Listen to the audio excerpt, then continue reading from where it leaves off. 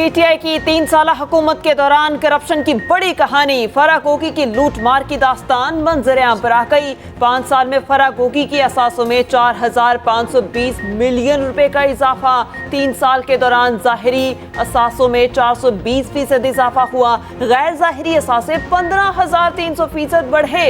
Property tycoon से मुआहिदे के बदले बड़ी वारदात, हाउसिंग सोसाइटी में 240 केनाल जमीन अपने नाम करवाई। बहावलपुर गुजरावाला में ज़रई जमीन बनाई गई। लाहौर और इस्लामाबाद में कमर्शियल और रिहायशी जायदादें शामिल। फराह गोगी ने 2018 की टैक्स एमनेस्टी स्कीम का भरपूर फायदा उठाया। 489 मिलियन का काला धन सफेद करवा लिया। पाकिस्तान में फराह गोगी के अकाउंट्स में 2019 से 21 तक नुमाया इजाफा हुआ। सिर्फ एक अकाउंट में 426 मिलियन रुपए की ट्रांजैक्शंस हुई। मुल्क में 102 बैंक अकाउंट में 14.5 अरब का सरमाया मौजूद। और फराह गोगी का पंजाब में तूती बोलता था। रेट निकले हुए थे पोस्टिंग ट्रांसफर के, डेवलपमेंट के ठेके कई 100 अरब के मनपसंद ठेकेदारों को जाते थे। ठेके से पहले अलग कमीशन लिया जाता था और ठेके के बाद अलग कमीशन लिया जाता था। पेपर पे एक सड़क बनी है, ऑन ग्राउंड नहीं बनी। किधर गया पैसा? वो फराह शहजादी और एहसन जमील गुज्जर के अकाउंट में गया और उन्होंने इमरान खान पर और बुशरा मानिका पर लगाया। इमरान खान ने बतौर वजीर आजम टैक्स एमनेस्टी स्कीम का ऐलान किया था 2018 में। 48 करोड़ रुपया,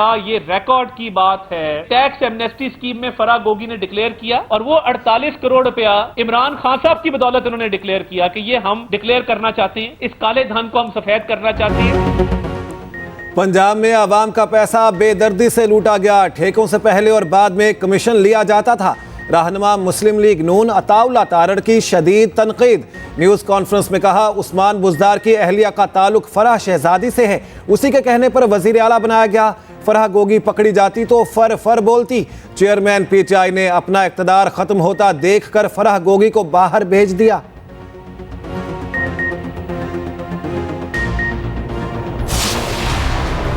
हुकूमत इन एक्शन, पंजाब के 8 शहरों में स्मार्ट लॉकडाउन का आगाज। तालीमी इदारे और दफातर बंद। सूबाई दारुल हुकूमत आलूदा तरीन शहरों में पहले नंबर पर। इंडेक्स 450 से बढ़ गया। कल से शॉपिंग मॉल्स, तफरीही मकामात नहीं खुलेंगे। सिनेमा घरों के पर्दे गिरे रहेंगे। बैंक भी बंद रखने का फैसला। गुजरावाला, नारोवाल और हाफिजाबाद में लॉकडाउन का इत्तलाक। ननकाना, कसूर और शेखुपुरा पर भी पाबंदियां लागू। लॉकडाउन में कल से मजीद सख्ती का इम्कान।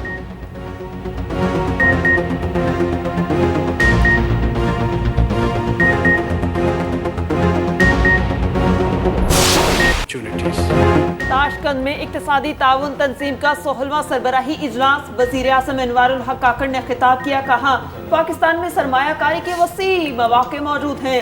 तरक्की के लिए तिजारती राहदारियों की जरूरत है। निगरान वज़ीर आज़म के अज़रबाईजान के सदर से भी मुलाकात। तिजारत, तवानाई और मौसमियाती तब्दीलियों समेत मुख्तलिफ मामलात पर तबादला ख्याल। 2 तरफ़ा ताउन बढ़ाने पर पेशरफ्त का जायजा लिया।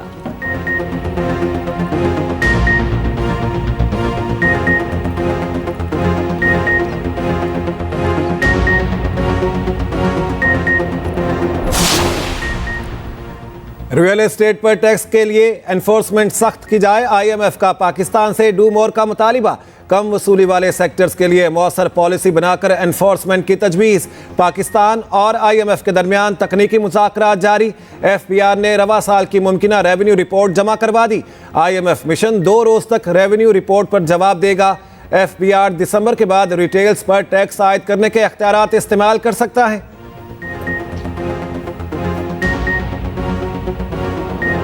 निहत्ते फ़लस्तीनियों का कत्लेआम जारी। सहूनी फौज की दरिंदगी खत्म न हुई। गाजा में रात भर बारूद बरसाया गया। कैंप, अस्पतालों और मसाजिद पर बमबारी। एक रोज में 214 फ़लस्तीनी शहीद। जबालिया पनाहगज़ीन कैंप पर एक और हमला।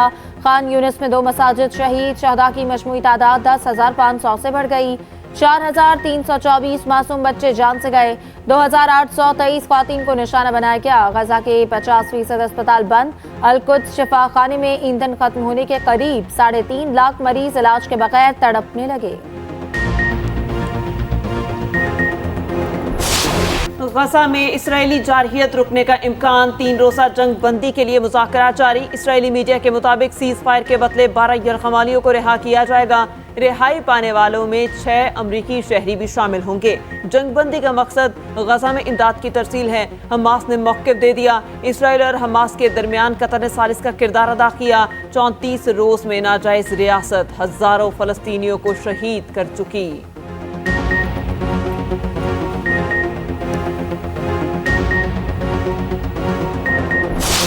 सेहूनी दहशतगर्दी के जवाब में हमास की मुज़ाहमत जारी। गजा में ज़मीनी कार्रवाई इसराइल के लिए डरावना ख्वाब। शहर के कई मकामात पर झड़पें, ताक ताक कर निशाने लगाए। मुजाहिदीन ने काबिज फौज की नाक में दम कर दिया।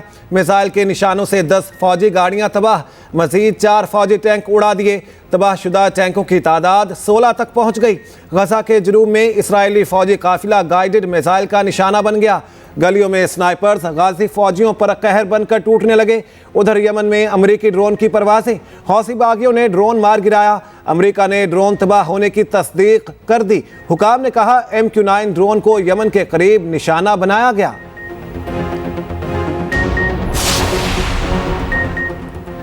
आलमी दबाव के बावजूद मलेशिया फलस्तीन के साथ खड़ा हो गया। मलेशियन वज़ीर-ए-आज़म ने हमास की हिमायत जारी रखने का ऐलान कर दिया। अनवर इब्राहिम ने पार्लियामेंट हाउस से खिताब में कहा, मलेशिया मुतफ़क़ा तौर पर फलस्तीन का कॉज की हिमायत जारी रखेगा। हम हमास पर किसी पाबंदी या सजा के लिए तैयार नहीं, कोई भी धमकी कबूल नहीं करेंगे। हमास की गैर मुल्की हिमायत पर पाबंदी अमरीका का यकतरफा इक़दाम करार दिया। बोले, इस इक़दाम की कोई कानूनी हैसियत नहीं, हम सिर्फ सलामती काउंसिल के फैसलों के पाबंद हैं। गजा में बच्चों की हालत जार। बरतानवी रुकने पार्लियामेंट नाज शाह अब्दीदा सवाल किया, खूनरेजी बंद करवाने के लिए बरतानिया कब कोशिश करेगा। वीडियो में मलबे से निकाली बच्ची पूछ रही थी क्या वो मर गई है और उसे कब्रिस्तान ले जाया जा रहा है। दुनिया भर में फलस्तीन के साथ इजहार यकजहती जारी। न्यूयॉर्क में मुजाहिरीन की बड़ी तादाद निकली। मराकश में फलस्तीनियों के हक में नारेबाजी। जर्मनी, कनाडा, तुर्की में भी रैलियों का इनेकाद।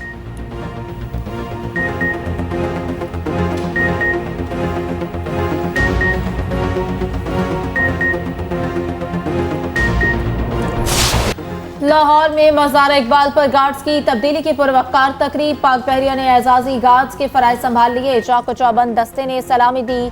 Station commander commodore Sajid Hussain ने परेड का मुआयना किया। गवर्नर पंजाब ने मज़ार पर फूलों की चादर चढ़ाई। मेहमानों की किताब में कलमात दर्ज किए। GOC Lahore major general Shuja Anwar ने मज़ार पर हाजिरी दी, फातह खानी की और फूल चढ़ाए।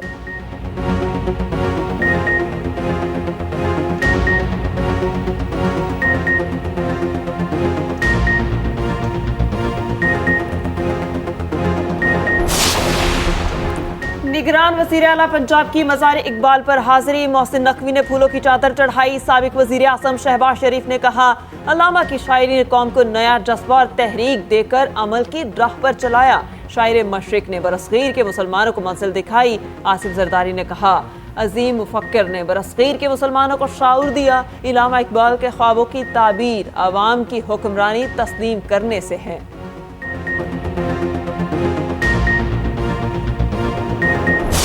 आज आप कहें एक मखसूस जमात के लोगों के मुतल्लिक कि उसको छोड़ दिया जाए, उसको बांध लिया जाए, आप ये क्यों नहीं कहते? आज भी मैं आईनी अदारों से रिक्वेस्ट करता हूं कि लेवल प्लेइंग फील्ड ये है कि आप नवाज शरीफ के पेंडिंग केस जो हैं उनकी एक डेट फिक्स की जाए ताकि इंतखाबात से पहले जो इंसाफ के तकाजे हैं वो पूरे हों।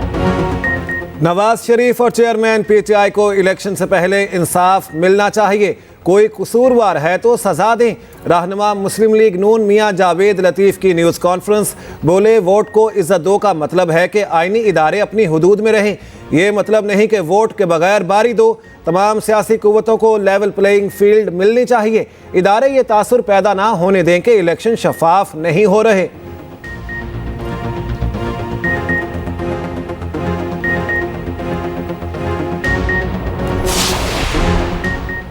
कोयटा में कांगो के वार जारी। एक और मरीज जाँ बहक हो गया। हलाकतों की तादाद 3 हो गई। कोयटा का नौजवान कराची में जेर इलाज था। एक और मरीज अस्पताल में दाखिल। 30 साला जहांगीर जिन्ना टाउन कोयटा का रिहायशी है।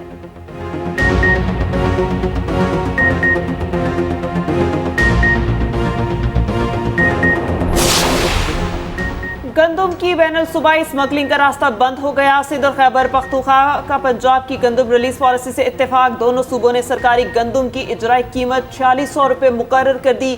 सालाना लाखों टन गंदम पंजाब से स्मगल होती।